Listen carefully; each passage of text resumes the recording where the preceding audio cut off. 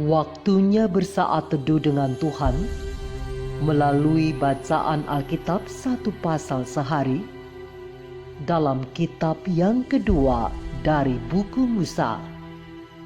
Kitab Keluaran pasal 5. Musa menghadap Firaun, bangsa Israel makin ditindas. Kemudian Musa dan Harun pergi menghadap Firaun, lalu berkata kepadanya, "Beginilah firman Tuhan, Allah Israel. Biarkanlah umatku pergi untuk mengadakan perayaan bagiku di padang gurun." Tetapi Firaun berkata, "Siapakah Tuhan itu yang harus kudengarkan firman-Nya untuk membiarkan orang Israel pergi? Tidak kenal aku Tuhan itu, dan tidak juga aku akan membiarkan orang Israel pergi." Lalu kata mereka, Allah orang Ibrani telah menemui kami.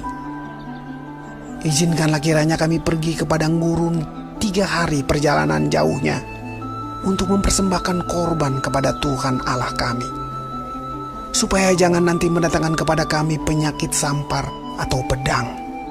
Tetapi Raja Mesir berkata kepada mereka, "Musa dan Harun, mengapakah kamu bawa-bawa bangsa ini melalaikan pekerjaannya? Pergilah melakukan pekerjaanmu." Lagi kata Firaun, "Lihat, sekarang telah terlalu banyak bangsamu di negeri ini. Masakan kamu hendak menghentikan mereka dari kerja paksanya?"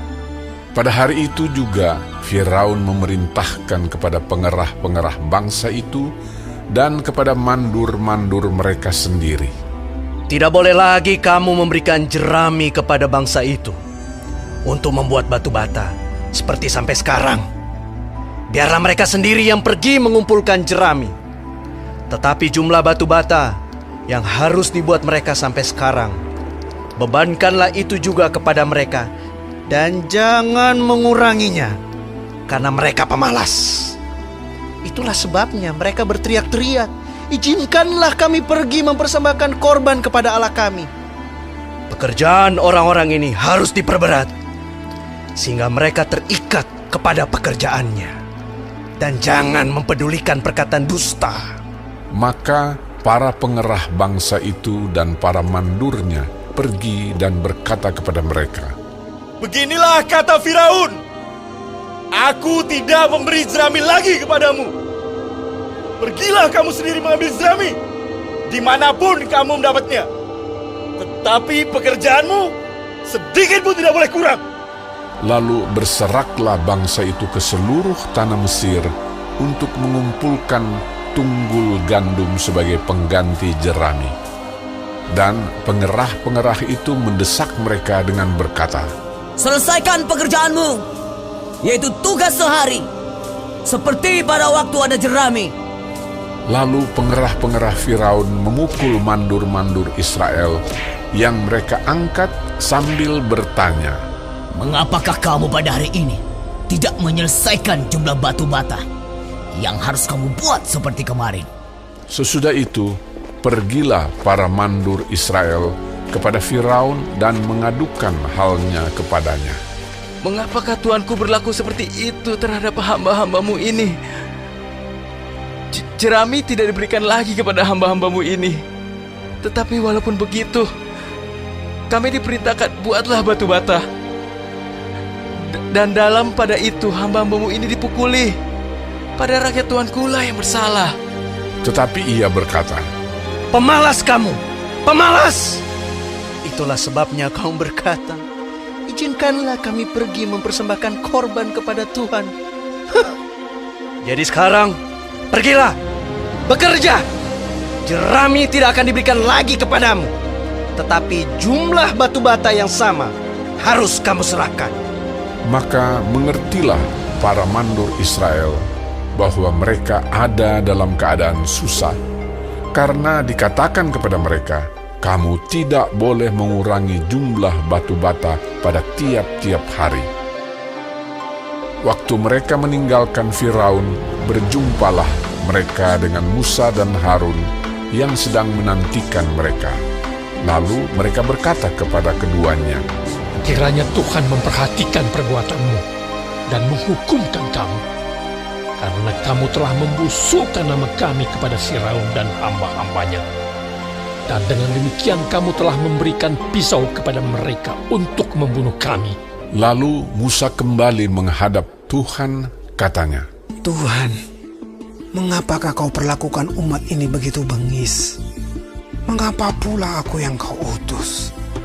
Sebab sejak aku pergi menghadap Firaun untuk berbicara atas namamu, dengan jahat diperlakukannya umat ini, dan engkau tidak melepaskan umatmu sama sekali. Tetapi Tuhan berfirman kepada Musa, "Sekarang engkau akan melihat apa yang akan kulakukan kepada Firaun. Sebab dipaksa oleh tangan yang kuat, ia akan membiarkan mereka pergi. Ya, dipaksa oleh tangan yang kuat, ia akan mengusir mereka dari negerinya."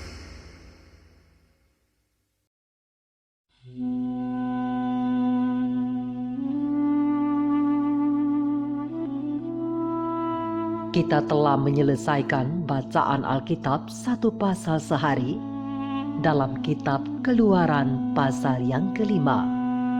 Sedikit perenungan untuk kita renungkan bersama melalui terang besar Alkitab Keluaran pasal yang kelima bersama-sama dengan terang kecil pena ilham ilahi, roh nubuat. Pena ilham ilahi, roh nubuat. Sejarah para Nabi Alfa dan Omega volume 1 halaman 299 alinea keempat dan kelima, halaman 300 alinea pertama sampai alinea ketiga, dan halaman 303 alinea pertama. Terang kecil ini menjelaskan, di dalam masa perbudakan mereka, orang-orang Israel sedikit banyak telah kehilangan pengetahuan akan hukum Allah, dan mereka telah menyimpang dari peraturan-peraturannya.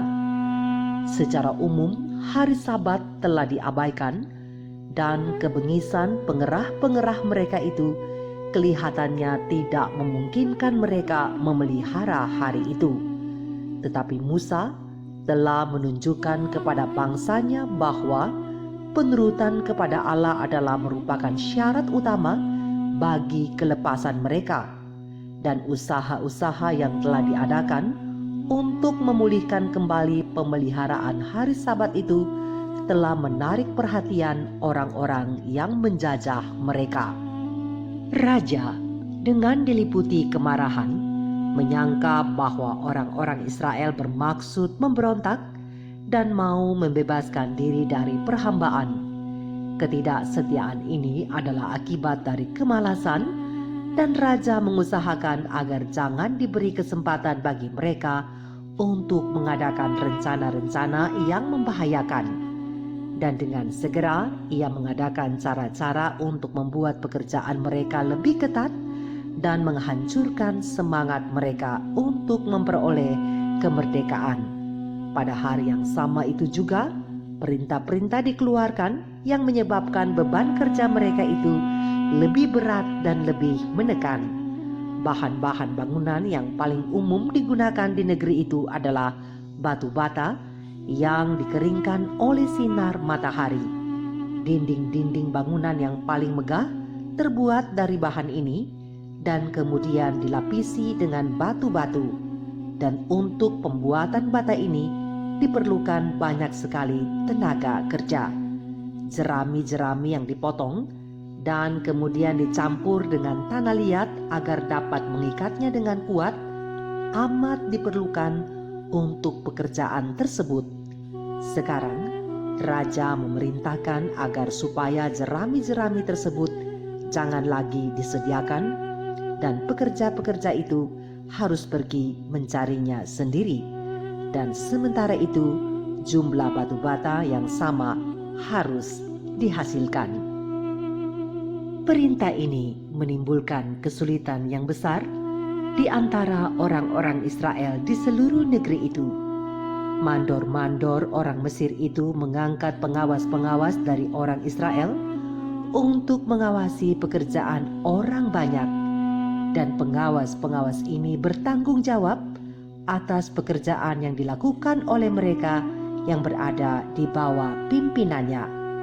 Apabila tuntutan raja itu dijalankan dalam kekerasan, orang banyak itu berpencar-pencar ke seluruh negeri untuk mengumpulkan tunggul jerami gantinya jerami. Tetapi mereka dapati bahwa mustahil untuk dapat menghasilkan jumlah yang sama seperti biasanya. Karena kegagalan ini, pengawas-pengawas orang Israel itu dengan kejamnya telah disiksa. Pengawas-pengawas ini menyangka bahwa tekanan-tekanan terhadap diri mereka itu datang dari para pengerah dan bukan dari raja itu sendiri. Dan mereka pun pergi menghadap raja dengan segala keluhan mereka. Pengaduan mereka itu dijawab oleh Firaun dengan satu kecaman. "Pemalas kamu, pemalas! Itulah sebabnya kamu berkata, izinkanlah kami pergi mempersembahkan korban kepada Tuhan." Mereka disuruh kembali kepada pekerjaan mereka dengan satu pemberitahuan bahwa beban mereka sama sekali tidak akan dijadikan lebih ringan. Sekembalinya ke tempat kerja, mereka menemui Musa dan Harun dan berseru-seru kepada mereka, "Kiranya Tuhan memperhatikan perbuatanmu dan menghukumkan kamu, karena kamu telah membusukkan nama kami kepada Firaun dan hamba-hambanya, dan dengan demikian kamu telah memberikan pisau kepada mereka untuk membunuh kami."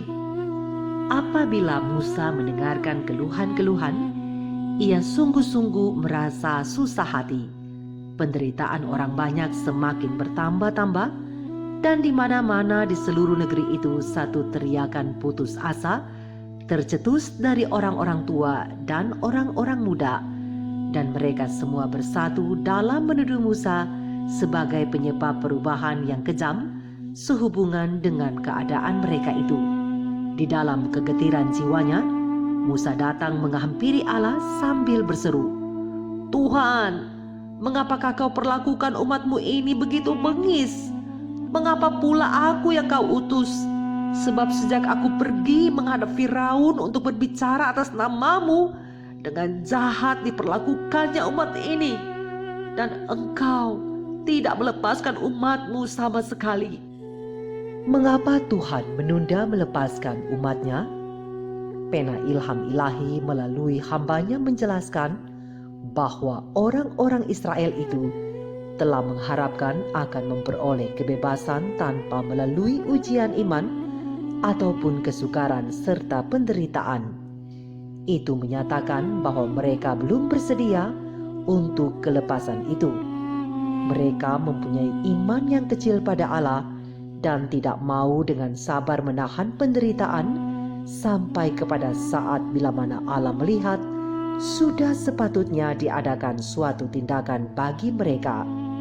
Banyak dari antara mereka yang merasa puas untuk tetap tinggal dalam perbudakan, gantinya menghadapi kesulitan-kesulitan yang berhubungan dengan dipindahkannya mereka ke satu negeri yang dijanjikan. Dan kebiasaan-kebiasaan dari beberapa orang telah menjadi sama seperti orang-orang Mesir itu, sehingga mereka lebih suka menetap di sana. Oleh sebab itu, Tuhan tidak melepaskan mereka oleh penyataan yang pertama dari kekuasaannya di hadapan Firaun. Tuhan mengendalikan peristiwa-peristiwa yang berlaku agar menjadi lebih sempurna untuk mengembangkan roh tirani dari Raja Mesir itu, dan juga untuk menyatakan dirinya kepada umatnya dengan melihat akan keadilannya, kuasanya dan kasihnya, sehingga mereka akan memilih untuk meninggalkan Mesir dan menyerahkan diri mereka kepada pelayanannya. Tugas Musa tidak akan menjadi sesulit itu andai kata tidak banyak dari antara orang Israel yang telah menjadi begitu jahat sehingga mereka tidak mau meninggalkan Mesir. Saudara dan saudariku, Kondisi Israel badani tanpa disadari telah menjadi kondisi kita Israel rohani yang hidup di akhir zaman ini. Israel badani dijajah dan diperhamba oleh bangsa Mesir, dan kita dijajah dan diperhamba oleh dosa. Allah rindu melepaskan mereka saat itu, dan Allah juga rindu melepaskan kita saat ini. Tetapi kebiasaan-kebiasaan di Mesir dan kebiasaan-kebiasaan duniawi telah menghalangi rencana Allah untuk memerdekakan kita dari rantai dosa yang mengikat. Untuk itu, ada tahap-tahap ujian iman yang perlu dibuat oleh Allah untuk membersihkan dan membentuk kita terlebih dahulu, supaya kita benar-benar siap menerima tuntunannya untuk keluar dari dunia yang penuh dengan dosa ini dan berhak untuk masuk ke tanah perjanjian, Kanaan Semawi, yakni tanah air surgawi yang berlimpah dengan susu dan madu, bahagia selamanya.